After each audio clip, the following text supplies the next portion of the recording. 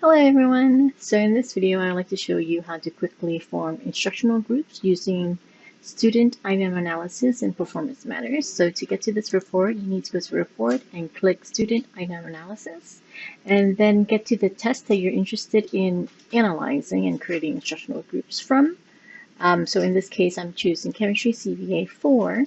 And what you see here up top are the distribution of standards that's being used on this test, the number of items that are associated with those standards, and then the numbers of students in these performance bands. Okay, in the next column, you'll be able to click on the separate performance bands. The red means students that did not meet. The yellow is approaching, green is meeting, and blue is excelling.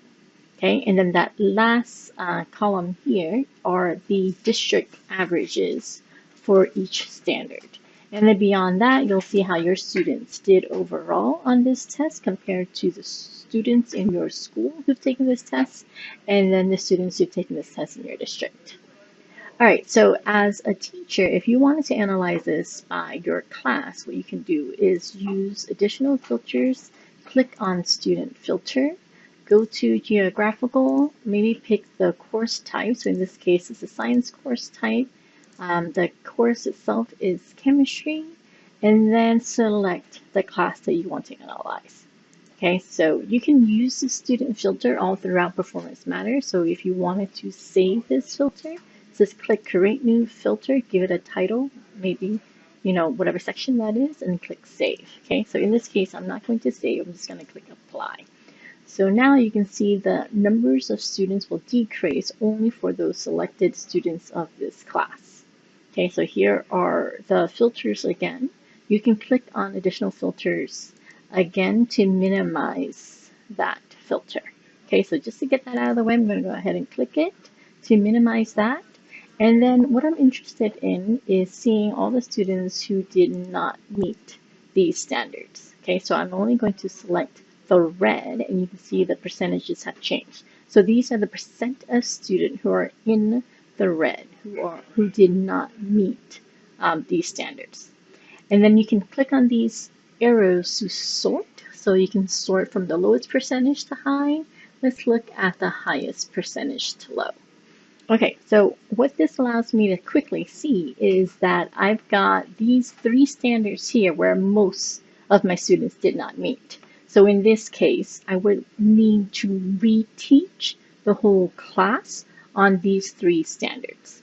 So if you select the standards themselves, then you should see the items on the test grayed out or highlighted so that you could go over those specific items with your students. So if you scroll down here and then scroll across, it looks like item number 9 has that standard selected.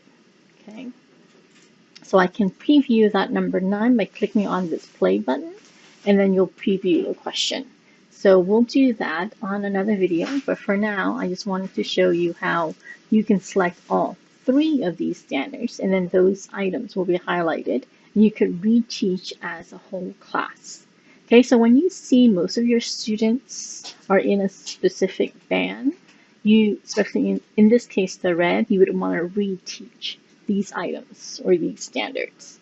Now, if you see some standards here that are half-half, so in this case, 14 students missed, while 12 students got the item correct, this is a 50-50, right? So this question that has these standards tagged are probably the highest misconceptions. So those are the ones you also want to do a whole group reteach and really dig into why the students are selecting one versus the other.